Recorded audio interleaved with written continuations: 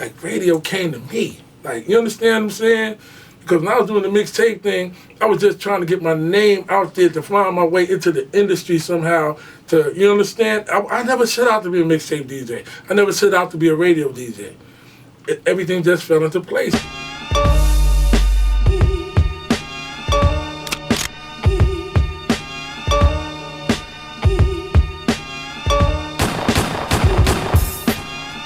DJ K Slay, a.k.a. the Drama King, hip-hop, graphic artist, ex-b-boy, you know what I'm saying? Name it, that's me. Henry Chalfont was like the #1 graffiti photographer. If Henry didn't break out to take your pictures on the subway or walls or anything, you wasn't nobody, you know. At that time, I was one of the top artists in the city. You know, I was king of the #1 and the #3 train. And the funny thing was, I was from the east side of Harlem, where actually the #6 train ran. But the 3 yard was in Harlem River, which was on the west side of Harlem. So, you know, me and, you know, my partner Scheme and Paul One, we used to hit the 3 yard, and it got to a point where around that time I probably had about 6 cars on every train that went by, both sides. 6 out of 10. I had pieces, and you know, we wasn't with the scribbling on the inside and all that. We was doing pieces, you know, on the outside, top to bottoms, burners, all that. So I was one of the people selected to be in Star Wars, and I was like about 16 years old, skinny, young boy, you know what I'm saying, on the platform, one of the hottest artists ever to paint, One Arm Case. Everybody knew about King Case Allah, rest in peace. He passed away last year. But I was a DJ first. My name was DJ KG. First Avenue, I used to run with Dollar Bill Gang. You know, Dougie Fresh, Red Alert knew me. I was down with the Almighty Zulu Nation, Chapter 11. You know what I'm saying? My Zulu name was Knowledge God. You know, South Africa, Bambada, everybody. So it's like, there was nothing that I wasn't a part of. I was from Harlem, but my mother lived in the Bronx. So meanwhile, I'll be in Harlem one day, next day I might be at 18 Park watching Grandmaster Flash. I even got pictures of me out in Clark Park, right across the street from Patterson, DJing with the Brothers Bass. You understand what I'm saying? So I DJ'd and I did graffiti, I did everything. And I had pictures, so you know, some people can talk about it. Everybody really knew me, but it was never a thing I did for money. So like you had Flash and Bambada and them, and they was really in it, and these was my older peers doing it, you know, and I just look at it like, yeah, they doing it, you know, I idolized them, but I was doing it more for fun. I had the honors when I was 14 to DJ at Sesame Kid House for Mr. Hyde, who, if anybody knows Dr. Jekyll and Mr. Hyde, Dr. Jekyll was Alonzo was Mr. Hyde, Andre Farrell, that y'all know about, is Dr. Jekyll. I had to, you know, I DJ'd for Mr. Hyde. We made a mixtape back in the days at Sesame Kid House. I was 14 years old, you understand? And it's just like, it was just something I loved to do, man. I just loved the culture, and it also took away from the fact that we was in the hood and we was fucked up, and we were just finding something in some way to alleviate that, you know? Man, New York during that time was New York.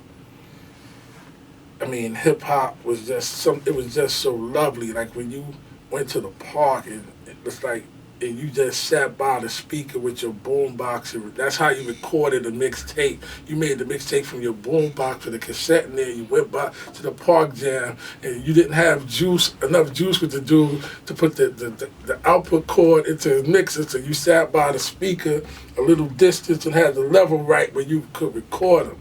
You understand what I'm saying? You know, you had the gangs that, you know, ran around. You know, you had the B-girls out here, you know, the B-boys. It was just like a good feel. You had a lot of brothers that was getting street money. It's just, it was a good time, man. It was a good feeling.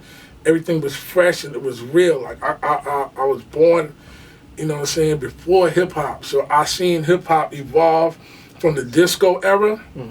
And it was rough at first because the older guys used to tell us, yo, man, cut that noisy boom, bang, bash shit off, man. Like, they didn't want to hear it. They didn't really understand it. And then some of the Latino brothers, because I'm from Spanish Harlem, so a lot of them, they didn't really understand it either. But then the Latin brothers that hung out with us, they understood it, you understand? So it was like a little battle back then. even with, it being heard and the breakdancing and everything, but it was just a good feel back then. New York was New York. Right. You know what I'm saying? I got locked up in 89, it's about 91. Got on the street, I started thinking like, damn, man. I'm hearing Kid Capri was doing this thing, S&S, Ron G. I'm like, yo, niggas is getting paid for this? Like, when I did it, we was out in the park. We did the little 50-cent house parties, the dollar jams. Like, back in the days, it was $2 or $3 to get in the flash parties, our parties. I think that, I could get back into this, and, I deserve to be into it. I still had a lot of my old records, originals, so I went to make mixtapes. I'm going to tell y'all a story, and it's so funny to me. And this person, I was angry at them at the time, but they kind of helped me. There's a cat named James Cruz. He used to work for Bad Boy. And I'll never forget, I came up to Bad Boy to try to get some records, the promos. And this bastard, you know what I'm saying? Like, I can't help it. Like, I don't feel that way about it now, but at the time, this bastard told me that he couldn't give me no promos. I had to show him a mixtape or how. I was like, well, how am I going to show you a mixtape? I'm telling you, I'm trying to get into it, whatever. He would not give me. He said, well, got to come next week. We don't have any promos in it. And I seen Mr. C come walking out, a Bad Boy with a big handful of records. And I just looked and I said, yo, man, I'm going to get so hot that these motherfuckers is going to be begging me not to play the records that's not supposed to be out. And that set a fire in me. It pissed me off. There was a Spanish kid named Demo around my hood. I did the first mixtape with him called Warning. That was in 94.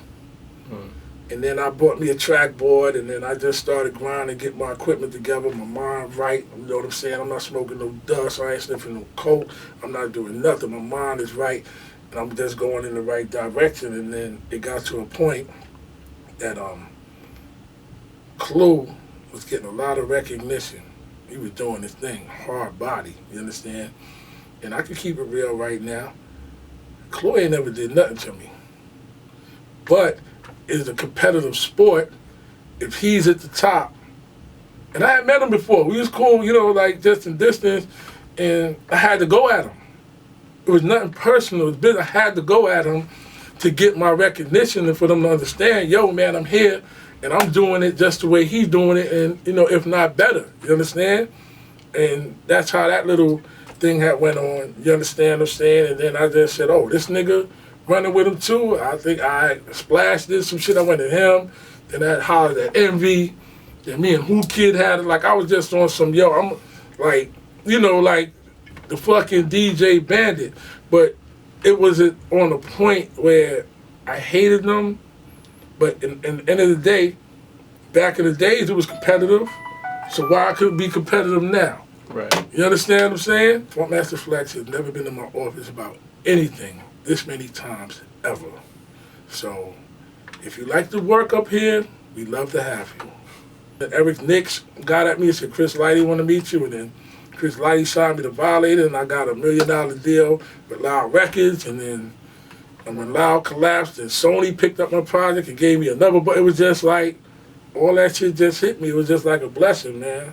You know what I'm saying? All praise is due to Allah.